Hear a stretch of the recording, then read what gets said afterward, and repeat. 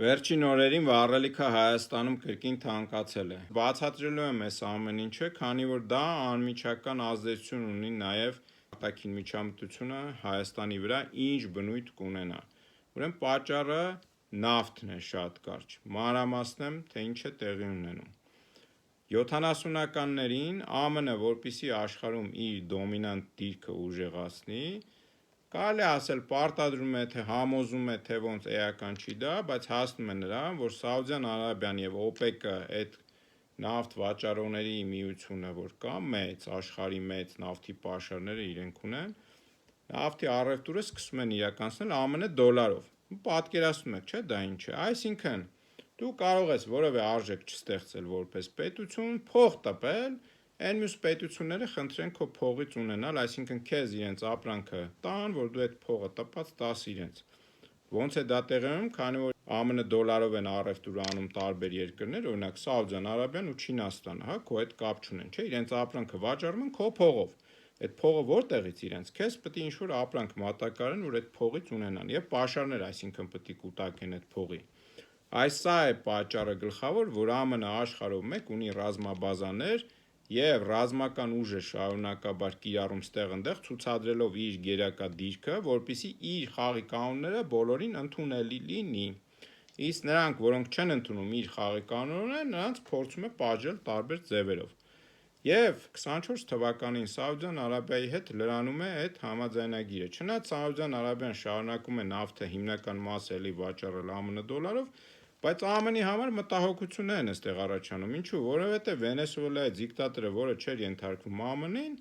Մադուրոն, նավթը իր ուզած ձևով էր վաճառում, ասենք Չինաստանին յուանով կարող վաճառել, ոչ ԱՄՆ դոլարով։ Իսկ քանի որ Վենեսուելան նավթի աշխարհի ամենամեծ պաշարները ունի, սա խոսում էր նրա մասին, որ հատկապես երբ Սաուդյան Արաբիայի հետ համաձայնագիրը լրացել էր, եթե ԱՄՆ-ը որևէ քայլ չնախաձեռներ, Սաուդյան Արաբիան էր ձեռքից գնալու։ Դրա համար Մադուրոին առևանգում են, դրա համար պարտադրում են իրենց կանոնները եւ հիմա ինչ է տեղի ունենում։ Այո, Վենեսուելան նավթը վաճառում է այլոց ԱՄՆ դոլարով։ Եվ այստեղ գալիս է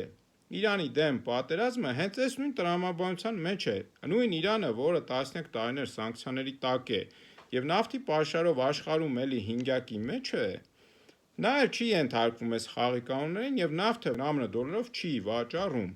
Օրինակ Չինաստանին, որը ամենամեծ գնորդն է, վաճառում է չինական յուանով, Հնդկաստանին հնդկական ռուպիով։ Եվ սա նույնպես ԱՄՆ-ին նյարդայնացնում է եւ ԱՄՆ-ի գլխավոր խնդիրը Իրանի հետ հենց սա է, պարտադրել Իրանին իր կանոնները, իսկ Իրանը չի ուզում ենթարկվել դրան, այն նախապատմությունից ելնելով, երբ British Petroleum-ը, մեծ բրիտանացիները եւ ամերիկացիները իրար հետ, գիտեք, Իրանը կարելի է ասել, զավթել էին այդ նավթը, իրենցով էին արել եւ պարսիկները դա չեն մոռացել եւ հետեւաբար այդ խաղի կանոններին չեն ուզում ենթարկվել։ Իսկ Իսրայելն էլ կապ ունի այս ամենի հետ, որովհետեւ Իսրայելն էլ ԱՄՆ-ի այս տարածաշրջանում կարելի ասել գործընկերն է, գործիքն է, Իսրայելի անձնական շահային է, որն ուզում է ունենալ մեծ Իսրայել, որին ընդդիմանում է Իրանը, եւ հետեւաբար այս խաղի, այս պատերազմի մեջ ավելի շատ Իսրայելն է շահագրգռված ներեքաշել Իրանի դեմ ԱՄՆ-ին, բայց ԱՄՆ-ի շահն էլ հենց այս նավթն է, այս պատմությունը։ Այս պատմությունը ավելի սրվում է, որտեղ ռուս-ուկրաինական պատերազմով պայմանավորված Ռուսաստանը նույնպես սկսել է իր նավթը վաճառել ոչ ԱՄՆ դոլարով։ Ինչու՞ սա տեղի ունեցավ, որովհետև ռուսական միլիարդավոր դոլարների եւ եվրոների կապիտալները արտասահմանյան եվրոպական ամերիկյան բանկերում սառեցվեցին եւ աշխարհը սրանից դասեր քաղեց նաեւ։ Սա է նաեւ պատճառը, որ ոսկու գինն էլ մի քանի անգամ շուկայում մեծացել է, որովհետև խելացի պետությունները՝ ի տարբերություն Հայաստանի, սկսեցին իրենց պաշարները պահել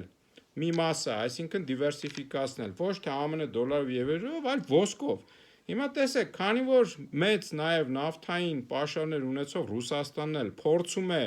իր նավթի ծավալները այն գոնե նրանք, որոնք Չինաստանի հետ մեծ առևտուր ունի, Հնդկաստանի հետ վաճառել ոչ ԱՄՆ դոլարով, այս ամեն ինչը ԱՄՆ-ին նյարդայնացնում է եւ սրա իր աշխարհում դոմինանտությունը նվազեցնում է, եթե նա չկարողանա պարտադրել իր խաղի կանոնները։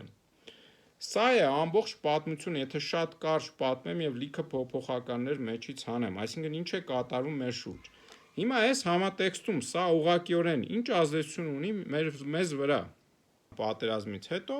դադարել են գազ գնել Ռուսաստանից։ Ինչը նշանակում է, որ Եվրոպան այլ աղբյուրների կարիք ունի, եւ այդ աղբյուրները որոնք են հիմնականում Կատարն է, որը հիմա օրինակ փակ է ճանապարհը, նեղուցը փակել է Իրանը պատերազմով պայմանավորված, մյուսը ԱՄՆ-ն է, եւ որտեղ գազը սառացնում են, խտացնում են, հեղուկ են դարձնում, նավով տանում են, եւ դրա համար 2-3 անգամ թանկացել է նույն Գերմանիայում, դրա համար գերմանական արդյունաբերությունը չի դիմանում։ Բայց մյուս գլխավոր խնդիրը Եվրոպայի սնունդն է։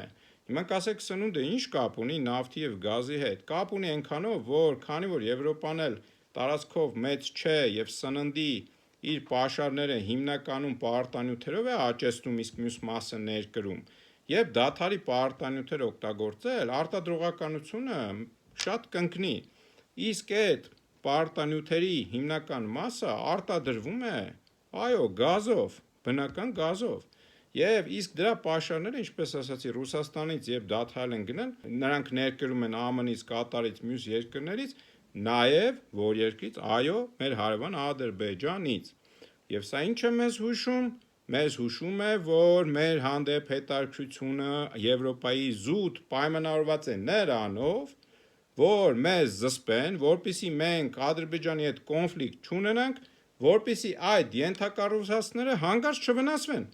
Բացարձակապես սա է եվրոպական շահը Հայաստանի հետ։ Իրենք Հայաստանին որևէ գործընկերության մեջ այլապես չեն դիտարկում։ Իրենք դու գիտեք չգիտեն Փաշինյանի բնույթը, դավաճան բնույթը, ոչ հայկական շահեր սպասարկելու բնույթը, շատ լավ գիտեն։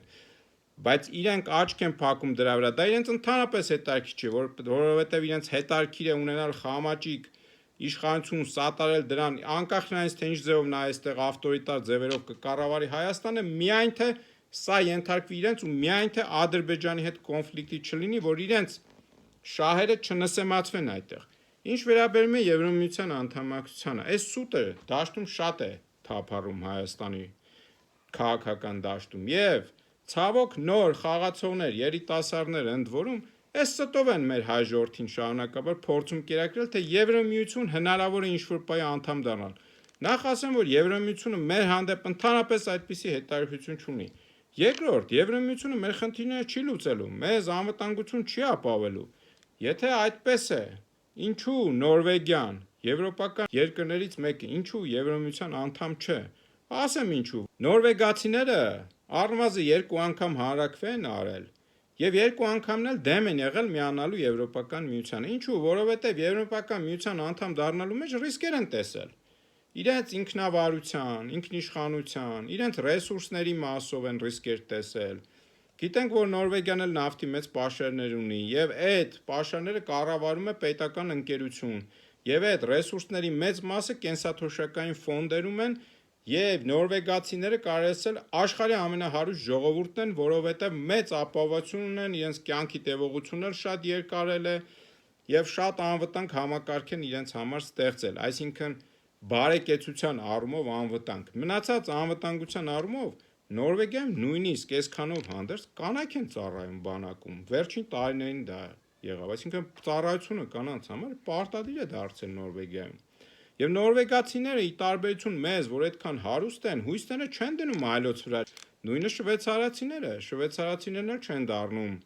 Եվրամիության անդամ։ Շվեյցարացիներն էլ գիտենք շատ են պատմել ինչպիսի համակարգ ունեն։ Ես այս ամեն ինչը ինչի համար եմ ասում։ Եթե մենք հույսներս ուզում ենք դնենք այլոց վրա մեր խնդիրները լուծելու եւ պատասխանատվություն չենք ուզում ստանձնել ինքնուրույն, մեզ շարունակ օգտագործելու են, մեզ խաբելու են, որովհետեւ լինի դա Ռուսաստան, Եվրամիություն, թե ԱՄՆ, որովհետեւ մեր անվտանգությունը ունակ ենք լուծելու միայն մենք կարող ենք մեր երեխայի մասին, մեր հողի, մեր գերեզմաների, մեր եկեղեցիների մասին իրական մտահոգ լինել, այլ ոչ եվրոպացին, ամերիկացին կամ ռուսը։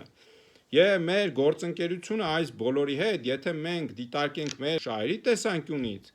այո, մենք կկարողանանք եւ նրանց օգտագործել եւ իրենց տալով մենք կարող ենք ստանալ մերը եւ ժամանակի ընթացքում դառնալ անկախ, կայացած, զարգացած պետություն, որը ոչ միայն անվտանգ է, այլ նաեւ բարեկեցիկ է հայի համար, որ հայը չի ձգտում արտագաղթել։ Ես էլի ձեզ պատմություններ կպատմեմ, որպեսզի տեղյակ լինեք, թե ինչ միջավայրում ենք ապրում եւ ինչն է, որ մենք սխալ ենք անում, ինչու են մեզ խաբում շարունակ, ինչու են մեզ օգտագործում։ Լավ եղեք։